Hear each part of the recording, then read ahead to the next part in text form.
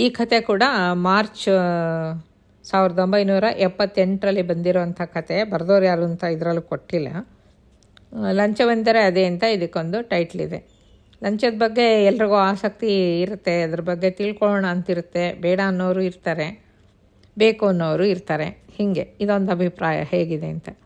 ಗಣಪತಿ ಇನ್ನೊಂದಿಗೆ ರಾಜನ ಆಸ್ಥಾನದಲ್ಲಿ ಹಣಕಾಸಿನ ಕಚೇರಿ ಇರುತ್ತಲ್ಲ, ದಿವಾಣ ಕಚೇರಿಯಲ್ಲಿ ಒಂದು ಒಳ್ಳೆ ಕೆಲಸ ಇರುತ್ತೆ, ಉದ್ಯೋಗ ಇರುತ್ತೆ.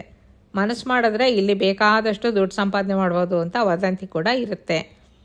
ಅದನ್ನು ನೋಡಿಬಿಟ್ಟು ಒಬ್ಬ ಶ್ರೀಮಂತ ತನ್ನ ಮಗಳನ್ನು ಗಣಪತಿಗೆ ಕೊಟ್ಟು ಮದುವೆ ಮಾಡ್ತಾನೆ.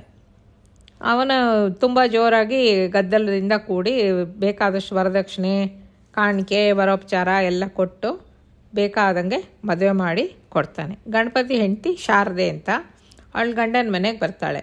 ಬಂದುಬಿಟ್ಟು ಗಂಡನ ಹತ್ರ ಪಳಗದ ಮೇಲೆ ಅವಳಿಗೆ ಗೊತ್ತಾಗುತ್ತೆ ತನ್ನ ಗಂಡ ಯಾವತ್ತೂ ಲಂಚ ತಗೊಳ್ಳೋಲ್ಲ, ಅವನು ಹಣವಂತ ಆಗೋದಕ್ಕೆ ಅಡ್ಡದಾರಿ ಹಿಡಿಯೋವಂಥವನು ಅಲ್ಲ ಅಂತ ಅವಳಿಗೆ ಗೊತ್ತಾಗುತ್ತೆ. ಅವಳು ಗಂಡನ ಪೀಡ್ಸೋಕ್ಕೆ ಶುರು ಮಾಡಿಬಿಡ್ತಾಳೆ. ಅವಳು ಎಷ್ಟು ಹೇಳಿದ್ರೂ ಅವನು ತನ್ನನ್ನು ತಾನು ಬದಲಾಯಿಸ್ಕೊಳ್ಳಲ್ಲ. ಅವಳು ಎಷ್ಟು ಹೇಳಿದ್ರೂ ಏನೂ ಪ್ರಯೋಜನ ಆಗಲ್ಲ. ಕಡೆಗೆ ಅವಳು ಕೊನೆ ಅಸ್ತ್ರ ಇರುತ್ತಲ್ಲ, ಆ ಥರ ನಾನಿನ್ನ ತವ್ರ ಮನೆಗೆ ಹೋಗ್ತೀನಿ, ನನಗೆ ಬೇಜಾರಾಯಿತು ಅಂತ ಹೊರಟು ನಿಂತಾಳೆ. ಆಗ ಗಣಪತಿ ಅವಳ ಜೊತೆ ಮಾತಾಡ್ತಾ ಇರ್ತಾನೆ. ನಾನು ಲಂಚ ತೊಗೊಂಡ್ರೆ ನೀನು ನನ್ನ ಜೊತೆನೇ ಇರ್ತೀಯಾ ಅಂತ ಕೇಳ್ತಾನೆ. ಇರ್ತೀನಿ ಅಂತ ಶಾರದೆ ಒಪ್ಕೊತಾಳೆ. ಅವಾಗ ಹಿಂಗೆ ಹೇಳ್ತಾನೆ ಅವನು, ಹಾಗಾದರೆ ನೀನು ತವ್ರ ಮನೆಯಿಂದ ಬರ್ತೀಯಲ್ಲ, ಈಗ ತವ್ರ ಮನೆಗೆ ಹೋಗಿ ವಾಪಸ್ ಬರ್ತೀಯಲ್ಲ, ನಿನ್ನ ತಂದೆ ಊಟ ಮಾಡೋದೊಂದು ಚಿನ್ನದ ಬಟ್ಲು ಇಟ್ಕೊಂಡಿದ್ದಾರಲ್ವಾ, ಅದನ್ನು ತೊಗೊಂಡು ಬಾ ನಮ್ಮ ಮನೆಗೆ ಅಂತ ಹೇಳ್ತಾನೆ.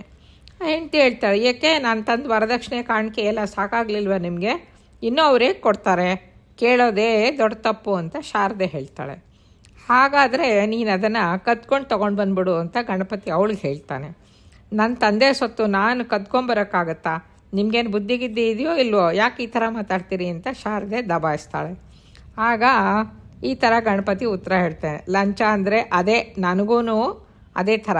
ರಾಜರು ನನ್ನ ತಂದೆಗೆ ಸಮಾನವಾಗಿರೋ ಅಂಥವ್ರು, ಅವ್ರಿಗೆ ತಿಳಿದೇ ಇದ್ದಂಗೆ ನಾನು ಲಂಚ ಪಡ್ಕೊಂಡ್ರೆ ಅದು ಕಳ್ತಾನೆ ತಾನೇ ಆಗುತ್ತೆ ಅಂತ ಗಣಪತಿ ಹೇಳ್ತಾನೆ.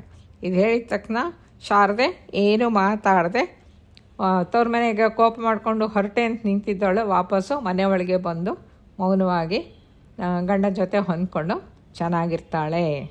ನಮಸ್ಕಾರ.